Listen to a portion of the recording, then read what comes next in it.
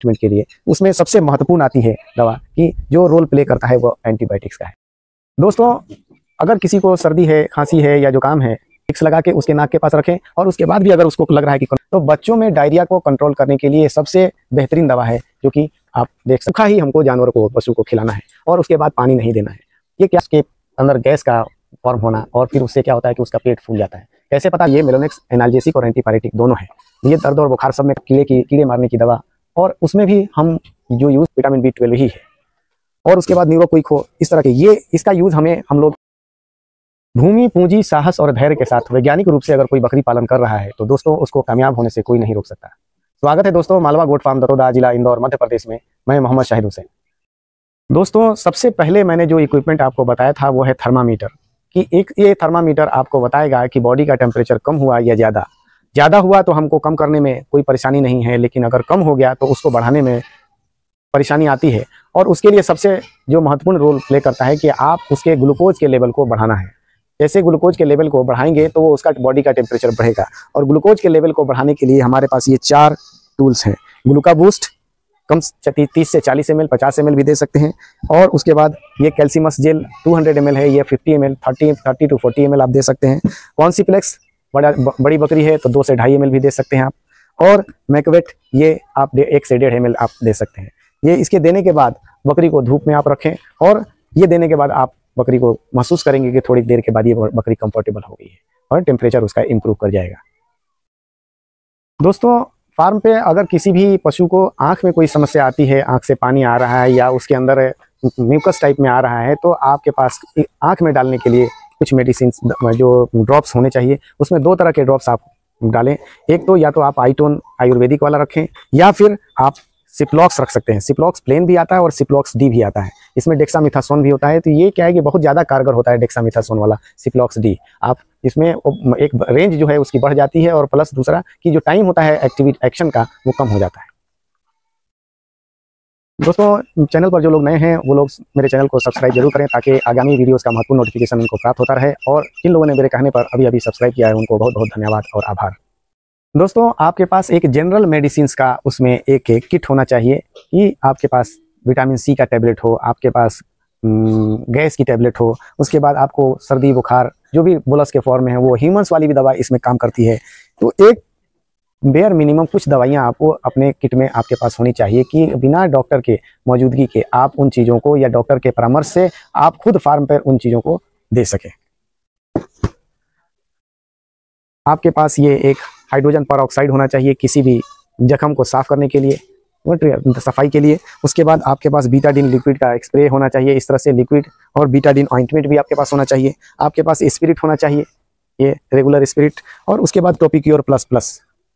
अगर आप वैज्ञानिक रूप से बकरी पालन कर रहे हैं और दूध के ऊपर काम कर रहे हैं तो आपके पास AI किट भी होना चाहिए। और एक्सप्रेस इंडक्शन के लिए जो टूल्स CIRG ने डेवलप किए हैं वो भी आपके पास होना चाहिए। तभी आप अपनी सुविधा के अनुसार बकरी को हीट में ला सकते हैं और फिर उसके बाद आप साल भर दूध पा सकते हैं। साथ में दोस्तों, मैं एक बात बताता चलूँ कि ये दवाइयों की ज़रूरत क्यों। तो हमारे पास फार्म पर दवाइयों की ज़रूरत इसलिए कि हम विकट परिस्थिति में हम डॉक्टर के परामर्श से इन सब दवाइयों का इस्तेमाल कर सकें।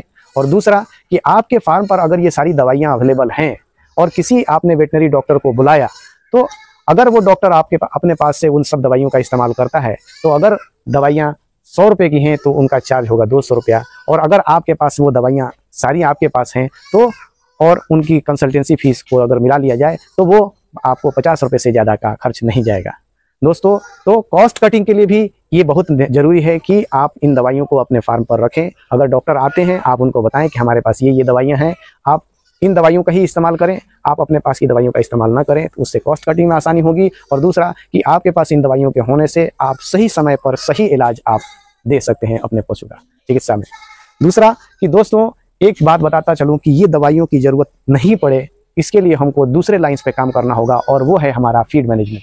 कि फीड मैनेजमेंट में हमारा कॉन्सेंट्रेट फीड हमारा इस तरह का हो कि जानवर कभी बीमार ही नहीं पड़े। और उसमें सबसे बड़ा रोल होता है मल्टीविटामिन्स। मल्टीविटामिन मल्टी मिनरल्स का कि आप मिनरल मिक्सचर को, स्टैंडर्ड क्वालिटी के मिनरल मिक्सचर को इस्तेमाल करें। आप डाइजेस्टो प्लस, ये क्या है कि पीएच के लेवल को, अगर जानवर का पीएच का लेवल बढ़ भी गया घट भी गया तब भी ये बैलेंस करता है। और दूसरा कि उसके एनर्जी को लेवल को मेंटेन करने के लिए, और दूसरा कि किसी तरह से मैस्टाइटिस का कोई केस ना हो उसके लिए आप रूमिनोविटा को इस्तेमाल करते हैं। ये रूमिनो फार्मोटेक के कुछ प्रोडक्ट्स हैं जिसको मैं इस्तेमाल करता हूँ। साथ में जानवरों को ये हिमालय 32 भी आपके पास है, डाइजेस्टिव एंजाइम है जो कि आपको रूटीन में यूज़ करना चाहिए।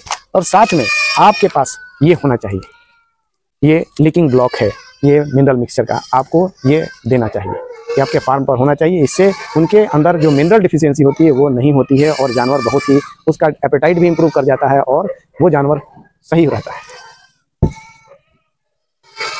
दोस्तों आगामी महीनों में ट्रेनिंग का प्रोग्राम शुरू होने वाला है, तो जो लोग इच्छुक हैं वो अपने नाम और कहां से आप बिलोंग करते हैं उस जगह को आप मेरे स्क्रीन पर डिस्प्ले हो रहे नंबर पर आप व्हाट्सएप के माध्यम से सूचित कर सकते हैं और अपनी इच्छा जाहिर कर सकते हैं। दोस्तों मुंह में अगर छाले हो जाते हैं जानवर के, जानवर खा नहीं पाता है, तो उसके लिए ये एक ओरासोर करके ट्यूब आता है जो कि ह्यूमंस की मेडिसिन की दुकान पे मिलता है। ये ह्यूमंस वाला ही, आप इसको लगाएं उससे बहुत जल्दी रिलीफ होता है उनको। साथ में आपके पास ये कोई दवाई है जो एंटी एलर्जिक कोई अगर खुजली हो रही है उसके लिए आप ये इस दवाई का इस्तेमाल कर सकते हैं। ये आयुर्वेद की ये 4 मिल, ये भी आप किसी तरह का भी कोई परेशानी है, खुजली है, छोटा मोटा घाव है, जख्म है, उसमें आप इस्तेमाल कर सकते हैं। और ये हिमैक्स तो सदाबहार है जिसको आप कहीं भी इस्तेमाल कर सकते हैं। किसी तरह के बाहरी चोट, जख्म, घाव, खुजली, सब तरह के ट्रीटमेंट में इसको इस्तेमाल कर सकते हैं आप। दोस्तों एक बात और बताता चलूं कि जब हम प्रेगनेंसी के एडवांस स्टेज में बकरियां होती हैं तो उनमें कैल्शियम की कमी होती है, तो कैल्शियम के फॉर्म में हम पाउडर के फॉर्म में भी दे सकते हैं, ऑस्टो कैल्शियम का लिक्विड भी आता है और कैल्शियम के इंजेक्शंस भी आते हैं। आप इनमें से उनको किसी भी फॉर्म में इस्तेमाल करना चाहिए ताकि कैल्शियम की कमी नहीं हो। दोस्तों साथ में ये सारे इंजेक्शंस जो मैंने बताए उनको सर्व करने के लिए आपके पास इस तरह का 20 गेज की नीडल होनी चाहिए। ये आप देखिए, ये गेज बताता है ये कि 20 गेज की नीडल होनी चाहिए। और दूसरा कि आपके पास 2 ml, 5 ml, 10 ml और 20 ml की ये सिरिंजेज होने चाहिए जो कि आपको सर्व करने में आसानी होगी या सर्विस करने में आसानी होगी। तो एक बात और बताता चलूँ कि आपके फार्म पर सांप, बिच्छू, कीड़े मकोड़े अगर नहीं आने देना चाहते हैं तो आपके पास कुछ केमिकल्स का यूज होना चाहिए जिसमें चूना है और साथ में ब्लीचिंग पाउडर। ये बहुत महत्वपूर्ण भूमिका निभाता है। इसके पंजेंट स्मेल से बड़े सांप, बिच्छू और कोई किसी तरह के भी जानवर इस तरफ रुख नहीं करते हैं। और आपके पास एक फिनाइल भी होना चाहिए जो कि एक डिसइंफेक्टेंट भी है और प्लस फाउल स्मेल को ख़त्म करने के लिए इस्तेमाल किया जाता है।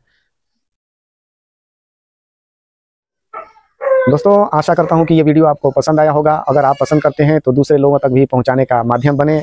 दोस्तों आपका सब्सक्रिप्शन मेरे लिए प्रेरणा का स्रोत होता है और वीडियोस के बनाने तथा उसकी निरंतरता को बाकी रखने में अहम भूमिका निभाते हैं। मिलते हैं आगे वीडियो में, जब तक तब तक आज्ञा दीजिए। धन्यवाद।